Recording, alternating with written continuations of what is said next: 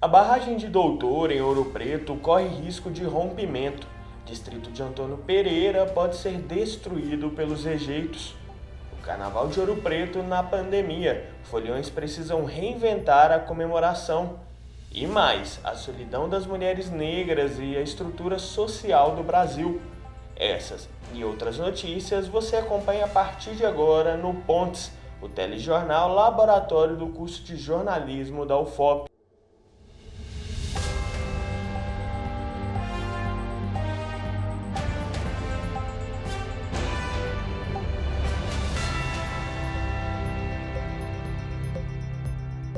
Abandono, medo e descaso. Essa é a situação em que se encontram os moradores de Antônio Pereira. Eles vivem à margem do possível rompimento da barragem de Doutor. O distrito ouropretano possui aproximadamente 3.500 habitantes. Nele se encontra a barragem de Doutor, que recebe os resíduos da mina Timbopeba, pertencente à empresa Vale. A barragem possui 35 milhões de metros cúbicos de minério, quase 3 vezes mais do que a barragem da mina do Córrego do Feijão, em Brumadinho, que rompeu em 2019, deixando 270 vítimas que são chamadas de joias pelas famílias. Após o desastre, a Vale começou a averiguar o estado de contenção de suas barragens e, em 2020, a mineradora classificou em nível 2 a barragem de Doutor, em Antônio Pereira. O nível 2 é o estado de risco iminente de rompimento. Charles Murta, o geólogo da Defesa Civil de Ouro Preto, alerta sobre o impacto ambiental que um rompimento na barragem de Doutor pode causar. O caminho que seria seguido pelo rejeito, no caso de um rompimento hipotético da barragem de Doutor, seria o mesmo caminho que o rejeito seguiu após o rompimento da barragem de Fundão da Samarco. Então pega ali o Gualache do Norte e vai passando pelos mesmos municípios até atingir o Rio Doce e chegar lá no oceano. Uma região que já foi recuperada e que ainda parcialmente ainda existem trabalhos a serem realizados para a recuperação plena ambiental dessa área que foi impactada pelo rompimento da barragem de Fundão. E, no caso de um rompimento hipotético da barragem de Doutor, esse trabalho ele seria perdido e os impactos poderiam ser ainda maiores, né, devido ao volume que nós temos, que é um volume aproximadamente 3 vezes maior do que a barragem de Fundão. Em abril de 2020, 137 famílias residentes na zona de risco, estipulada pela empresa mineradora, foram removidas. Ainda restavam 30 famílias, porém, segundo a Vale, elas não se encontravam em grande risco. Quem precisou abandonar sua casa carrega memórias de tristeza. Em junho, a Vale entrou dentro da minha casa para fazer um cadastro. A Vale entrou dentro da minha casa para fazer o cadastro e eu estava na mancha, com mapa, com tudo bonitinho. A juíza determinou que a Vale montasse um cronograma das 25 famílias em dezembro. Nós já estamos em janeiro. E a gente só escuta piadinha, não vai remover mais ninguém. Eu não durmo, eu tenho uma filha com depressão e crise de ansiedade. Liguei várias vezes para a Leidiane, eu não, meu esposo, né? E eu estava sentada do lado de fora, no meu portão, dando crise lá, porque eu não tenho paz, eu não tenho sossego, eu não quero dinheiro. Nós não queremos dinheiro, a gente quer uma vida digna. A Defesa Civil de Ouro Preto e o Ministério Público entraram com um pedido para a remoção das famílias que ainda estavam em risco. Em fevereiro deste ano, a Justiça aprovou a liminar e obrigou a Vale a relocar as famílias restantes. Porém, mesmo com as relocações e fora do risco, as famílias ainda sofrem por perderem suas casas e parte de sua história.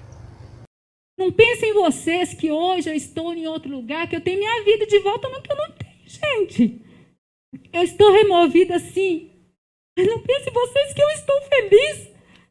Eu não estou feliz, eu estou falando em nome de todos os atingidos, todos os removidos.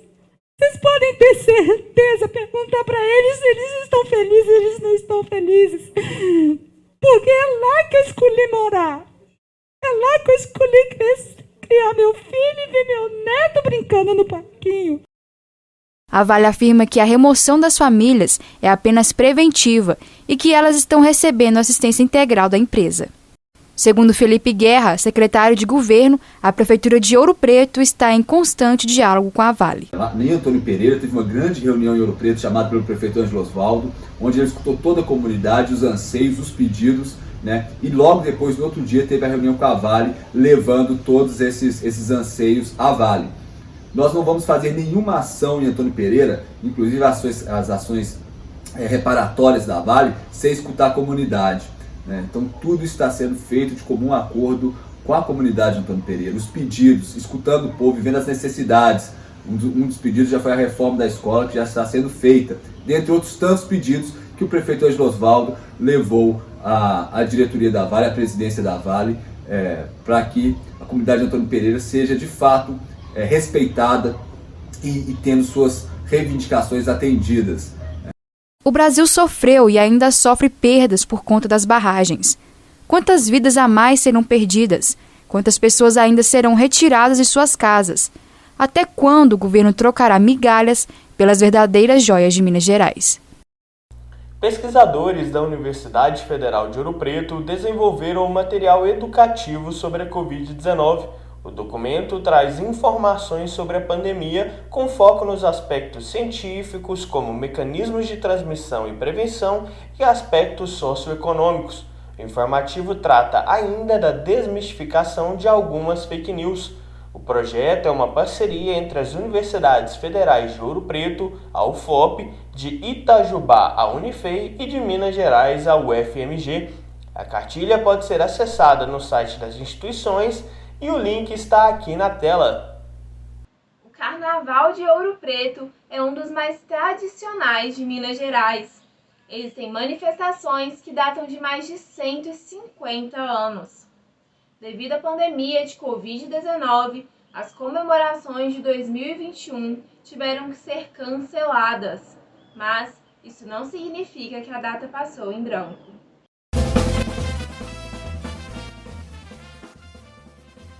Para manter e valorizar a tradição em Ouro Preto, a Prefeitura da cidade lançou o Carnaval Beleza Pura com programação completamente online. O objetivo foi manter a interação com o público e promover suporte a grupos carnavalescos. Eles fizeram apresentações musicais dentro de todo o protocolo sanitário, que foi feita essa programação dentro da Casa da Ópera. Então eles fizeram apresentações gratuitas em troca de um repasse de uma verba, de um auxílio que a gente deu para esse período de pandemia, que não pode ser feito carnaval tradicional. O cancelamento do Carnaval de Ouro Preto impactou diversas associações que mobilizaram atividades para a realização da festa popular ao longo dos anos. Este é o caso da Liga dos Blocos de Ouro Preto. E a Liga vive o evento. E sem o não acontecimento, acaba que muda toda a forma de organização, o contato que a gente tem com diversos prestadores de serviço, com a população ouro-pretana. Com o isolamento social, o Bloco do Mesclado buscou uma alternativa para se manter ativo. Assim, promoveu uma ação voltada à comunidade ouro-pretana. E a gente criou uma campanha. A campanha está sendo chamada de Carnaval Mesclado Solidário. Então, essa campanha, ela visa a arrecadação de cestas básicas. E a gente escolheu a Comunidade da Piedade, até por conta dessa parceria com a bateria, né? Porque eles nos ajudam muito no carnaval. As escolas de samba de Ouro Preto também se preparam durante todo o ano para o carnaval. Apesar do cancelamento das festividades, a situação foi compreendida pelos dirigentes. Mas infelizmente estamos em momento de pandemia. Então talvez não ter este carnaval agora vai fazer com que a gente possa ter outros carnavais. Porque se tivesse um carnaval agora com pandemia, sem vacina, muitas dessas pessoas que iriam participar do carnaval desse ano não estariam no ano que vem. Ao longo dos anos, o Carnaval de Ouro Preto se tornou conhecido em todo o país. Normalmente, atrai até turistas de cidades que também possuem tradição carnavalesca. Esse é o caso da Poliana. Ela já abriu mão do Rio de Janeiro 4 vezes para curtir a festa nas ladeiras da cidade mineira. Achei um carnaval muito organizado, uma estrutura surreal, né? Você não vê briga, você não passa perrengue. Eu acho que as pessoas aqui têm um super cuidado, são muito cautelosas quando se tratam de receber pessoas, são muito acolhedoras e eu acho que isso vale muito a pena. Veja só que bom que era. Aurora.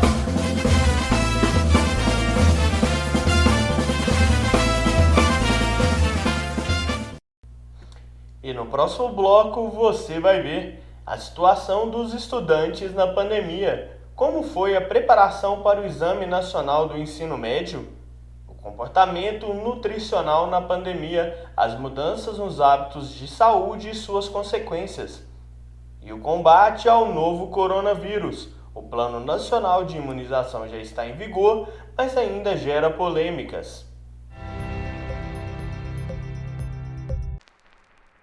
Eu falei que ia, mas não é fácil. Eu achava que estava mostrando sinais, estava desesperado e não queria que ninguém se sentisse culpado pela minha dor. Não sabia se morrer era melhor que viver. Talvez não fizesse diferença. Para mim, não estava fazendo. Era insuportável.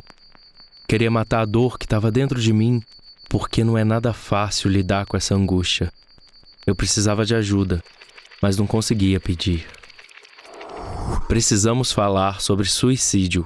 Toda forma de valorização à vida é um ato de amor. Uma campanha da Universidade Federal de Ouro Preto, TV UFOP e Rádio UFOP Educativa. Os anos finais do ensino médio são decisivos para os alunos que pretendem realizar o vestibular. Com a pandemia, as instituições de ensino tiveram que se adaptar para garantir o aprendizado dos estudantes. Um estudo publicado pela ABED, Associação Brasileira de Educação à Distância, buscou entender a realidade do ensino remoto no ano de 2020. A pesquisa, realizada com quase 3.000 estudantes do ensino básico de todo o país, indicou que, entre alunos de escolas públicas e privadas, 90% possuem alguma dificuldade para absorver o conteúdo. Ficou um pouquinho mais difícil de conseguir conversar com as pessoas, por a gente estar pelo celular, mas também ficou muito mais difícil de conseguir entender a matéria e conseguir aprender realmente, porque por mesmo que eu tenha conseguido notas boas, por exemplo, a matéria ficou um pouquinho difícil de realmente entrar na cabeça, sabe? A pesquisa também mapeou quais os principais problemas enfrentados pelos estudantes. Entre eles está a dificuldade de organização da rotina diária e a quantidade de conteúdos enviados pelas escolas. A psicopedagoga Rose Stauffer explica que somente com a organização é possível absorver o conteúdo estudado. Então, se você não organiza essa casa, se você não tem uma rotina, não tem como você adaptar. Não tem como você adaptar mudanças, não tem como você adaptar no seu próprio lar para ter essa organização para que você possa estudar, para que você possa concentrar nesse estudo, principalmente quem está no segundo grau hoje em dia. Porque você precisa, né, concentrar, você precisa ter foco. Eu demorei um pouco para me adaptar, porém, com o tempo, eu me distraía muito, já que, como eu estava em casa, eu tinha mais oportunidade de fazer alguma coisa, além de estudar, podia comer na hora que a gente quisesse, essas coisas, assim, jogar. Então, demorou um pouco para me adaptar. As escolas também enfrentaram grandes desafios para transformar o ensino presencial em remoto. O Moisés é diretor e professor de um colégio particular e conta como foi o processo e a adaptação da metodologia. Mas lá atrás, em 2020, o primeiro recurso que nós utilizamos foi a elaboração de roteiros de estudo de autoria própria dos professores, isso para os alunos de 2 anos até 17, 18 anos. Após algum tempo, outras ferramentas foram incorporadas. Os roteiros de estudo com dicas, com sugestões de pesquisa, né, utilizando material didático, né, que é uma ferramenta importante nesse processo. Um dia depois, percebemos a necessidade de ter um canal de interação que fosse dinâmico, que fosse rápido, né? E aí criamos os grupos de WhatsApp, que aí os professores, eles, no próprio horário de aula, eles tinham essa interação por vídeo, por voz, né, com os alunos. E um dia depois, conseguimos, depois de treinamento, né, na verdade foram alguns dias de treinamento para a gente iniciar, utilizar a plataforma digital de aprendizagem que o Pitágoras disponibilizava para nós. O suporte oferecido aos professores fez e faz toda a diferença no desempenho final dos estudantes. É exatamente neste momento que as desigualdades entre o ensino público e privado podem se acentuar. Eu tive muita dificuldade de adaptação ao novo formato de aulas digitais, levando em conta também a falta de acesso por parte dos alunos às tecnologias de informação e comunicação, mostrando assim mais uma vez a desigualdade social da nossa população. Se falta recursos ou estrutura, a escola dribla os obstáculos de uma forma especial. Foi um trabalho conjunto, a escola ajudou muito, sabe? Vamos pegar curso, vamos pegar ferramenta diferente, vamos ver o que funciona pra gente. Essa adaptação, ela foi um trabalho em equipe, mas foi naquela intenção de vamos fazer acontecer. Normalmente, os últimos anos da escola estão diretamente ligados à preparação para a entrada na universidade. Contudo, em relação ao Enem, o Exame Nacional do Ensino Médio, a edição de 2020 bateu recorde de abstenções. Segundo o INEP, mais da metade dos inscritos não realizaram a prova. Algumas das causas dessas desistências estão relacionadas à pandemia, como o medo de sair de casa e o sentimento de despreparo para realizar a prova. Como anda a sua alimentação durante o isolamento social? Saiba como a pandemia do novo coronavírus mudou a relação de muita gente com a comida e com a própria saúde. Com o isolamento social, grande parte da população brasileira precisou migrar para o home office a fim de manter alguma renda.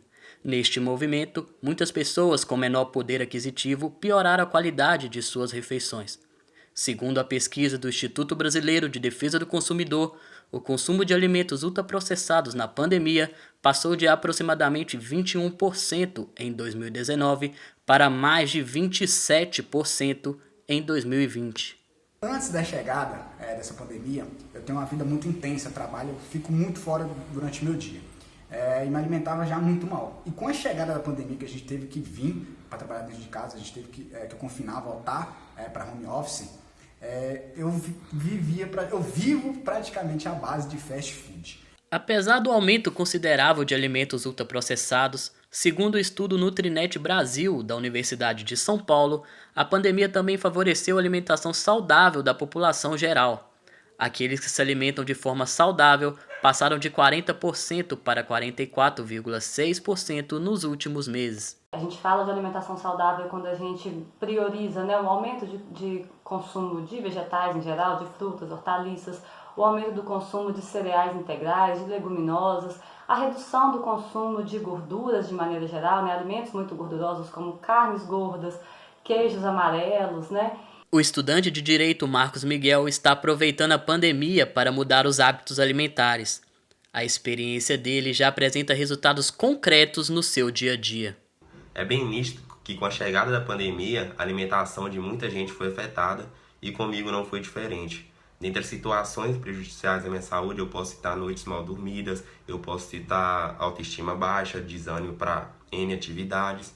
E isso não era algo que eu queria para a minha saúde. Com o passar do tempo, eu vendo que estava sendo muito prejudicado, eu decidi procurar uma ajuda de uma profissional, para ser mais exato, de uma nutricionista, onde a mesma traçou para mim uma reeducação alimentar, onde que se ela traçasse uma dieta mais restrita, eu poderia ter uma compulsão alimentar e voltar ao mesmo estilo de vida que eu estava tendo antes. E era algo que eu não queria para mim. Tão importante quanto a alimentação, a rotina de exercícios físicos, por mais simples que sejam, traz muitos benefícios para a saúde. Pesquisadores da área recomendam que se faça pelo menos 150 minutos de atividade física por semana. Assim, é importante questionar: quanto tempo você tem ficado apenas sentado?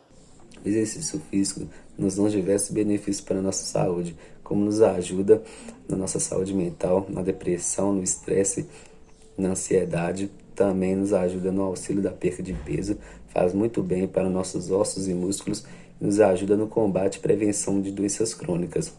Como estamos no isolamento social, vou falar com vocês alguns exercícios que dá pra gente fazer em casa. Dá pra gente fazer agachamento, flexão de braço, polichinelo, abdominal. Dá pra gente também fazer agachamento isométrico, panturrilha livre e vários outros tipos de exercício.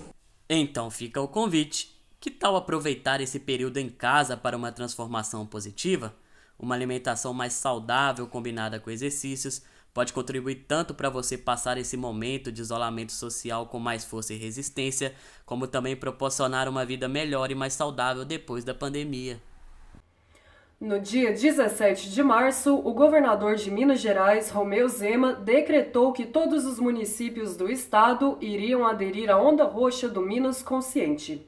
A fase é a mais restritiva do programa e o Conselho de Saúde do estado pede por lockdown em várias cidades.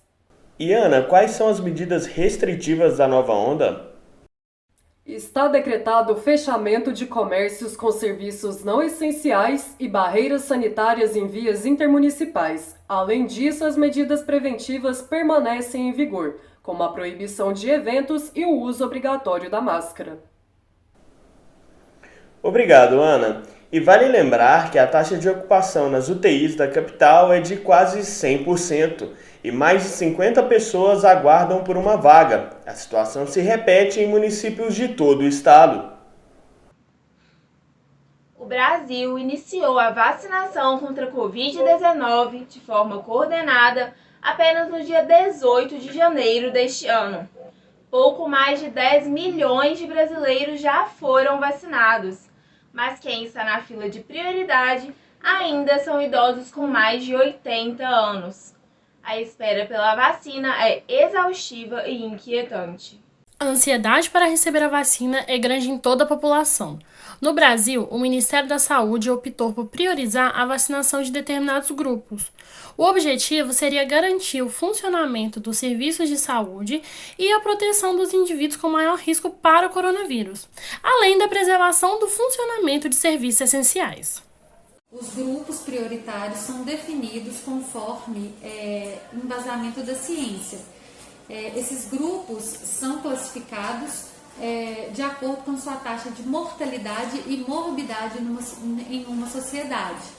Então a gente tem que entender e ter uma conscientização sobre o respeito aos grupos prioritários e respeitar. Infelizmente, nem todos entendem ou praticam o significado da palavra respeito. Nas últimas semanas, inúmeros fura-filas foram denunciados pela mídia. Em Minas Gerais, a Assembleia Legislativa apura denúncias de mais de 1.800 casos de servidores da Secretaria do Estado de Saúde que foram vacinados de forma indevida. A vacinação em nosso país acontece de forma lenta. A média de vacinados por dia gira em torno de 200 mil pessoas, muito pouco para um país com quase 210 milhões de habitantes. A imunização está demorando muito para atingir a chamada imunidade de rebanho. Com esse fator, o Brasil enfrenta um novo pico da pandemia de coronavírus, este ainda mais severo do que o de 2020. Se tratando da transmissibilidade da doença, precisamos ter em mente que para que seu ciclo seja rompido, cerca de 60% a 70% da população precisa ser imunizada. No entanto, enfrentamos cenários complexos de escassez. Logo, a priorização de determinados grupos para a distribuição desses imunizantes se faz necessária.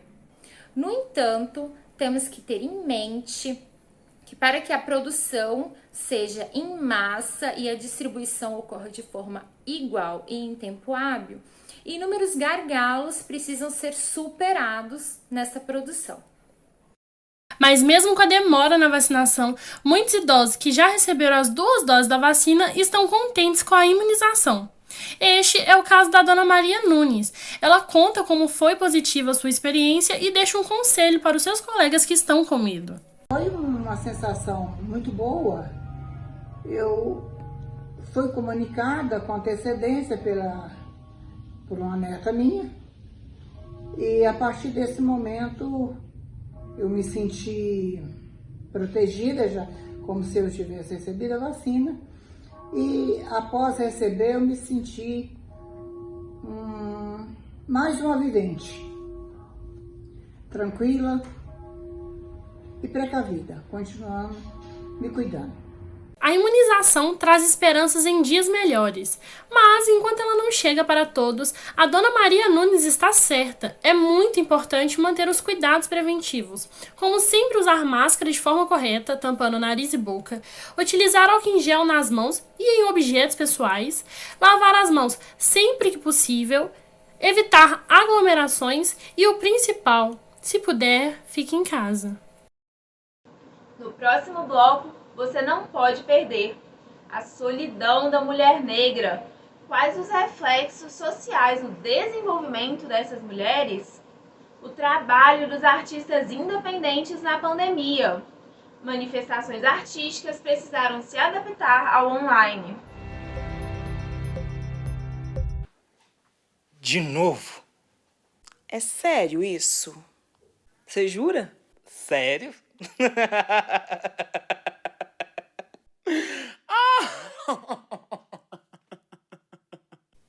Mas não dá mais. Você quer que eu abaixe a cabeça mesmo? Eu não vou me calar. Se precisar, eu grito. Grito muito. Preta! Preta! Preta! Você nem é tão preta assim. Você é moreninha. Não toque no meu cabelo. Racismo ao contrário. Conte-me mais. Eu deveria esquecer, né? Deixar passar, né? Acontece. Isso acontece há séculos. É tão difícil de entender. Eu não vou ficar quieto. Não dá mais. Toda forma de silenciamento é racismo. Uma campanha da Universidade Federal de Ouro Preto, TV UFOP e Rádio UFOP Educativa. A solidão da mulher negra possui aspectos complexos que vão além dos relacionamentos afetivos. Para a escritora estadunidense Bell Hooks, mais que um grupo de mulheres nessa sociedade, as negras têm sido consideradas só corpo sem mente. Na reportagem a seguir, você vai acompanhar como essa questão vem sendo pensada em nosso país. O debate no contexto brasileiro ainda é insuficiente. A solidão da mulher negra está presente em vários aspectos de suas vidas, desde a pouca representação na mídia, o racismo, o machismo e até mesmo a forma como trata um corpo negro enquanto objeto. Quando a gente trata da solidão da mulher negra, ela vem desde a infância, ela vem dentro da família, ela vem dentro das instituições que ela frequenta, seja no âmbito escolar ou no profissional, dentro de movimentos. As heranças escravocratas presentes no Brasil ainda enxergam o corpo da mulher negra como objeto de prazer. Para a historiadora June Hanner, a escrava criou para a mulher branca um ambiente ameno. Afinal, ela trabalhava duro, sofria os castigos e era submissa aos desejos do senhor. Nesse sentido, para a negra o amor era um pesadelo. A partir disso, o mito da mulher negra forte e guerreira atravessa séculos depois da escravidão. A gente é conhecida, né, como essas mulheres fortes, que são capazes de carregar o mundo exatamente porque a gente está na base dessa pirâmide e carregamos literalmente toda essa sociedade exploratória, que a gente também tem essa força que, na verdade, a gente também diz ter, né? Quantas vezes a gente já não deixou de chorar porque a gente é forte? Quantas vezes a gente fez coisas além do que a gente deveria fazer porque a gente consegue, porque a gente tem força para isso? Mas é um mito. Na verdade, a gente também sofre, a gente também chora, a gente também sente. Não ser visto como ser digno de afeto acarreta na mulher negra um profundo sentimento de abandono. Ele gera baixa autoestima, ansiedade e outros problemas psicológicos e emocionais. Segundo pesquisa feita pela Scala na América Latina, 38,3% das mulheres com transtorno mental comum sofrem algum tipo de racismo devido à cor da sua pele. A gente precisa de perceber que a solidão ela traz alguns fatores muito específicos para esse grupo de mulheres, né? Ou seja, a gente já tem uma mulher estereotipada socialmente, uma mulher negra também com outros estereótipos e preconceitos em relação à sua cor, e isso acaba, de alguma forma, fazendo com que essas mulheres se sentem frágeis, machucadas,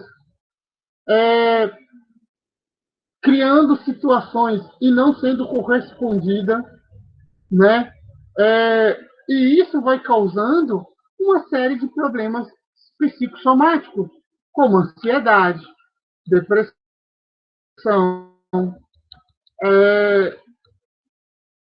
a questão do próprio isolamento social, né? Então, assim, a gente precisa estar muito atento a esses sinais que vão aparecendo nesse público específico. A solidão da mulher negra pode ser percebida desde a infância, quando ela é excluída das brincadeiras somente por ser preta.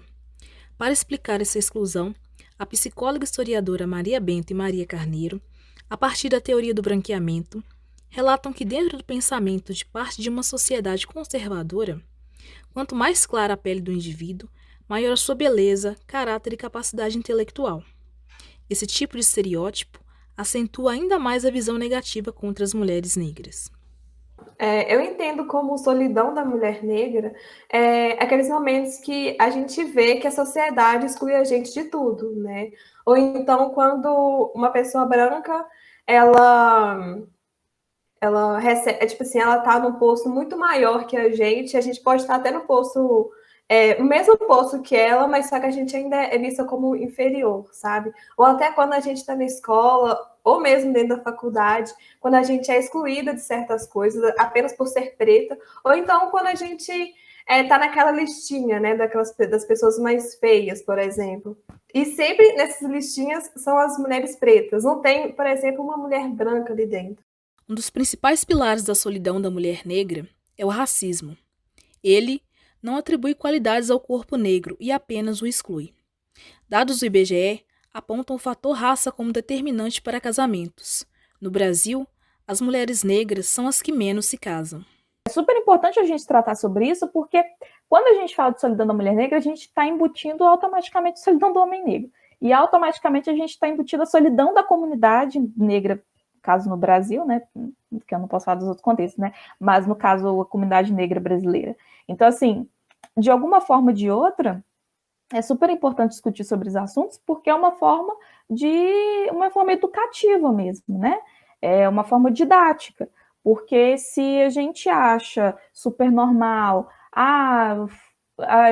eu prefiro, esse eu prefiro, ele acaba vindo de algum lugar, sabe, você não fala eu prefiro só porque eu prefiro, deu na telha eu prefiro. Não, você fala eu prefiro ficar com fulanas de tal porque assim, assim, assado. Então isso aí tem um contexto. Então é super importante porque a partir disso a gente começa a compreender a história, né? Automaticamente a gente começa a compreender a história e automaticamente a gente tenta achar soluções para que essa geração não fique cansada, para aí nisso levar mais problemas para a próxima geração e assim sucessivamente os problemas não serem resolvidos. A solidão da mulher negra envolve questões mais profundas e, por isso, há necessidade dela ser amplamente discutida. Como os artistas independentes têm sobrevivido à pandemia? Com o cancelamento de eventos, a falta de turistas e as adaptações ao online, novas dificuldades surgiram. A Bianca vive do artesanato. Porém, a falta de eventos para expor seus produtos fez com que suas vendas caíssem. Como ela ainda tem pouca afinidade com o comércio pela web, não encontrou muitas alternativas. Então, a minha renda principal, ela vem, né, por meio do bordado. E com a pandemia dificultou muito, porque eu fazia exposição nas feiras, né? E era basicamente isso. Só que agora precisa da rede social e aí dificulta muito para as pessoas virem aqui em casa, né? Até mesmo para estar divulgando esse trabalho. Os artistas do palco também sofreram com as mudanças. Um tipo de ajuda pública veio através da Lei Aldir Blanc, criada em 2020. Ela disponibilizou 3 bilhões de reais para o setor cultural, incluindo editais para que os artistas que perderam a renda pudessem financiar seus projetos. A iniciativa ajudou a dançarina Emília e o produtor Gabriel. Tinha muita agenda para o ano de 2020 E aí, de repente, veio a pandemia e a gente se viu sem nada, né? Porque a gente também vive nessa estabilidade de que os contratos, eles são feitos, mas eles são firmados na semana ali da apresentação, né? Seja via Sesc, tal cultural, enfim. Mas eu tive colegas que ficaram sem nada, assim, que é para além do profissional que está na cena, eu tenho amigos que fazem iluminação para espetáculo, que tiveram que recorrer à cesta básica no SATED, sabe? A galera se juntou para fazer vaquinha, enfim. A Lei Aldir Blanc, ela veio em 2020, né, pós início da pandemia, né, para socorrer, ela veio num formato de auxílio emergencial para a área da cultura, para todas as áreas da cultura, tanto que ela veio em forma de editais para produções, editais para pós-produções e editais para propriamente um auxílio emergencial, né? Eu vou receber um valor para se sustentar. De acordo com o extinto Ministério da Cultura, antes da pandemia da Covid-19, o setor empregava mais de 5 milhões de pessoas e movimentava cerca de 170 bilhões de reais por ano. Entretanto, além dos problemas financeiros, a pandemia também trouxe muitas dificuldades para a produção de conteúdo. Tudo está sendo produzido com maior cuidado, porque tem que estar todo mundo de máscara. A gente escreveu um roteiro que a gente vai usar um único ator, então assim, não vai precisar de aglomerar atores, de ter essa preocupação. Então, a gente vai deslocar até um local de gravação. Vai a nossa equipe, que nós somos 3, mas o ator, todo mundo de máscara, por exemplo, o carro sempre de vidro aberto, o ator tira a máscara só na hora de fazer a cena e já coloca de novo. Todo esse cuidado está sendo tomado, né, para que a gente produza de forma segura, né, porque ao mesmo tempo a gente, né, tem que pensar na coisa mais importante no momento, que é a saúde, né, enfim. As modalidades artísticas também tiveram que se adaptar. Acompanhamos um aumento vertiginoso dos streamings, das lives e até das vaquinhas virtuais para a manutenção de atividades de arte e cultura.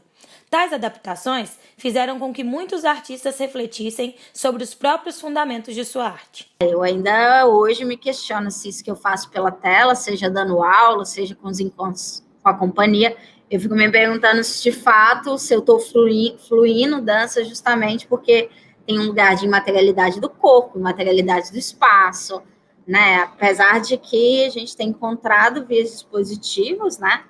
Uma possibilidade de encontrar com o outro, assim, né? Neste momento mais crítico da pandemia, os artistas resistem, permanecem se reinventando como podem, continuam na torcida para que, em breve, cortinas, palcos e telas possam voltar a se abrir para a rica e plural arte brasileira.